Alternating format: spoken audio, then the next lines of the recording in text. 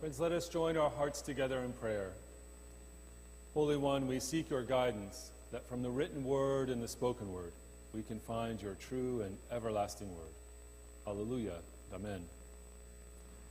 This morning we heard the prophet Amos describe a vision of God holding a plumb line to a wall to see if it ran straight. His words prompt many thoughts. Among them, what would Amos think of our keystone, that slightly off crack in our arch? I'm not sure when it went askew, but records in the church say that the stewards started talking about it at least in the 1940s. As we know when things are off kilter, out of balance, crooked, am I the only one who says, honey, I think you need to rehang that? Which is why I'm so drawn to this vision of Amos that we heard this morning. This is what he showed me. The Lord was standing beside a wall built with a plumb line, the plumb line in his hand. Of course, a plumb line, a weight on the end of a string, can tell if a wall rises up straight or if it leans to one side.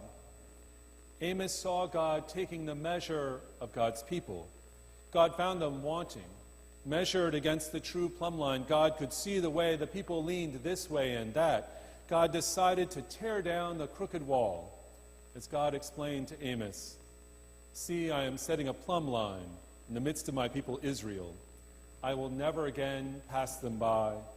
The high places of Isaac shall be made desolate, and the sanctuaries of Israel laid low, and I will rise against the house of Jeroboam with a sword. This vision of Amos represented something new. Never before in the Bible had a prophet said God would destroy the chosen people because they weren't true to their covenantal promise. 2,700 years ago, this idea was new. Amos thought, things are so bad, God will start over again. Amos's dismal vision came from his awareness of all that was broken in the society around him. On the surface, things looked great. King Jeroboam had conquered territory, making Israel larger than it had been in decades and generations. And yet Amos saw the rot underneath, the way that the rich preyed on the poor, the way the moral hypocrisy of the leaders, the everyday injustices that eroded community. He knew the nation stood like a crooked wall, leaning precariously before its fall. This can be a hard message for us to hear, as it was in Amos's day. And that's probably why Amos, as a book of the Bible, was not read much for most of Christian history. Too often we want to hear, God takes our shoddy work and makes it into something beautiful. But Amos offers us none of that assurance. Instead, his message is, God sees the shoddy work and knocks it over. But I don't want us to dismiss Amos's vision as if it were just another case of being judgy. Because I think Amos is right. Sometimes transformation begins with tearing down broken structures. To stick with Amos's construction metaphor, the new kitchen comes after the old one is torn out. What happens when someone holds a plumb line to our life? I serve on the board of Eden Seminary, a graduate school in our Christian movement. A board of directors must always ask, are we being true to our mission? The dean of the seminary, Deb Krause, who preached here last fall, once taught us about our work by reminding us of a plumb line moment for Eden Seminary. German settlers to Missouri had founded Eden back in 1850. And for long decades after, Eden remained an all-white school. And then in 1932, Joseph Gomez, an African-American, applied for admission to the school. He was immediately turned down. But Gomez didn't accept that. No, instead he went to the NAACP and local pastors and got them together to join in a protest. And so they ran an ad and ran a series of ads in the St. Louis Dispatch, which quoted from Eden's mission statement to educate students from all Christian denominations. Seminary felt the plumb line held against it and saw how it had leaned away from its mission. And Joseph Gomez matriculated that next year. He was the first African-American student in Missouri to attend a school of higher learning. And he began a sea of change in the seminary and a sea of change across our country. What can happen to institutions like a graduate school can also happen in our own lives. I know some of you know this story about me, but years ago when I was in graduate school, I went to my advisor because I was trying to decide if I should be ordained or if I should apply for a PhD program. Sarah Coakley was a tremendous mentor to me. We met every week for an hour of silent prayer. I deeply valued her guidance. So I took this question to her and asked her what I should do. She said, Andrew, you shouldn't go for a PhD until you find a question you can't solve without it. It was great advice. Now, I could have responded to this as a horrible judgment. Why did she think I couldn't make it? But I experienced it as grace.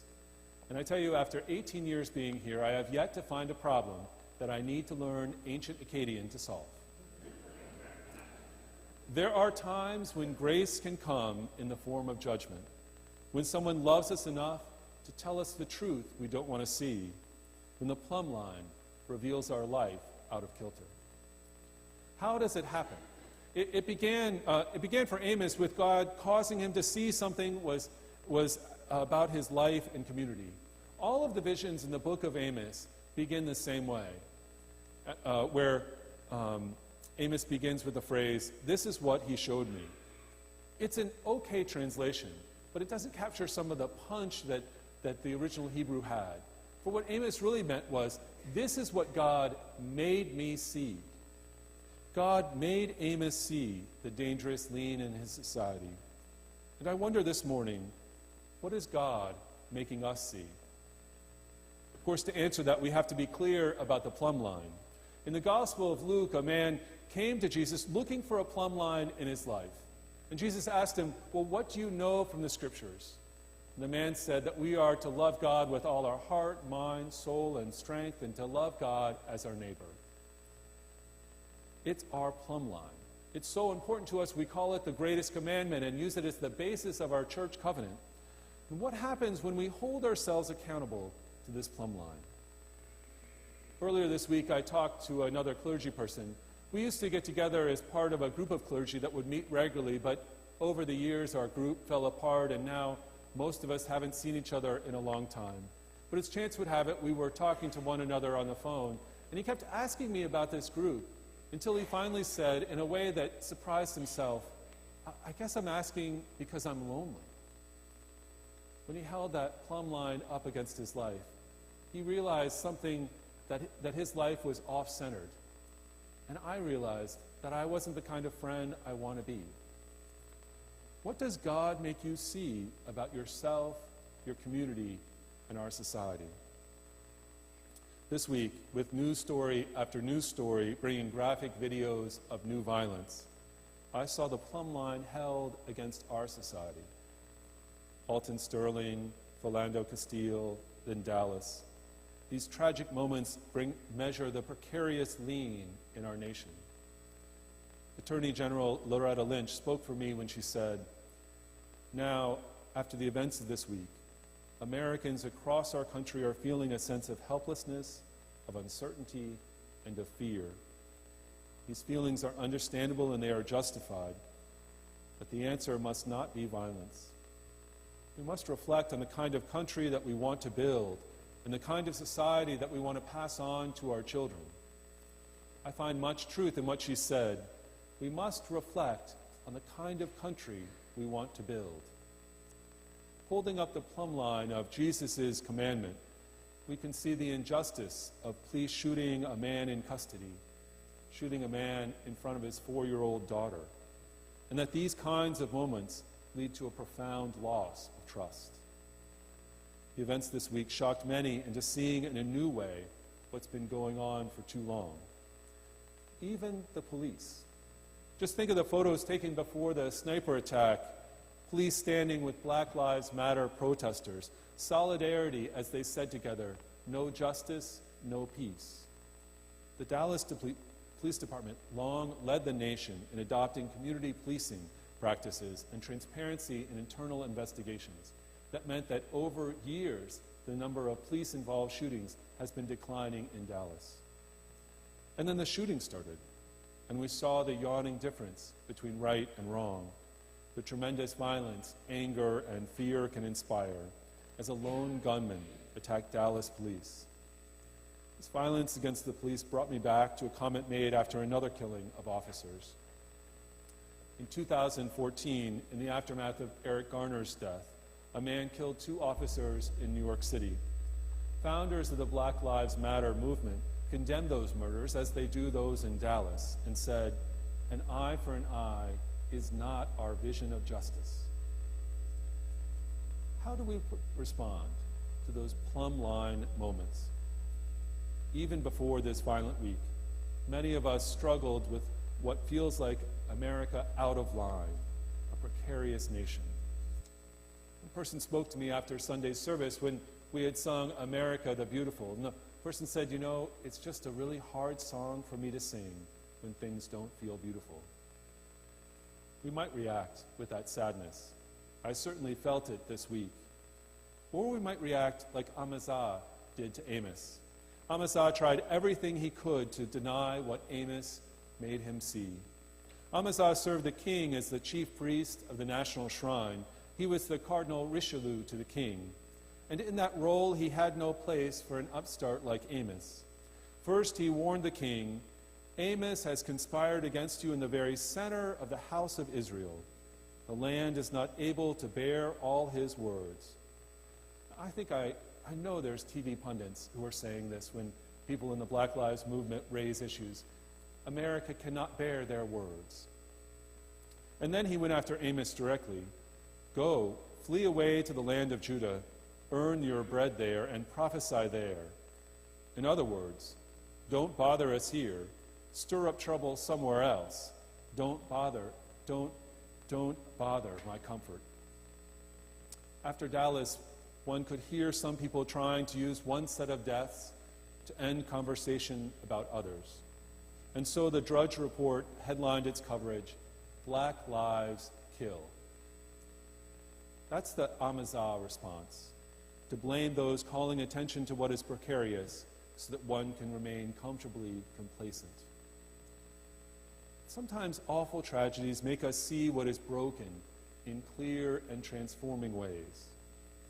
On Friday, after all this violence, Newt Gingrich, not someone I normally quote, reflected on the news, saying in part, "It took me a long time and a number of people talking to me through the years to get a sense of this.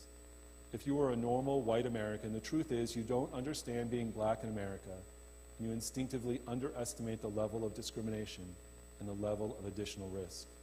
He went on to praise the Black Lives Matter movement as an important corrective. In a similar way, the editor of Red State turned introspective after this violent week, confessing that it is time to acknowledge not only the lingering mistrust between police and minority communities, but that the fact that this mistrust is based on something real. This horrible week exposed the brokenness, the distrust, the fear, the violent anger in our country. How will we respond? Like Amazah, trying desperately to patch over the problem so we can maintain a comfortable complacency? Can we use the plumb line of Jesus to see clearly what's out of kilter in our society? Can this be our vision moment when we see the deep problems of race in our country? The moment when we say enough is enough? Will this bloody measurement finally make us demand gun control and to stand in solidarity, as the cops in Dallas did, with those who seek to build a more just America? Hallelujah. Amen.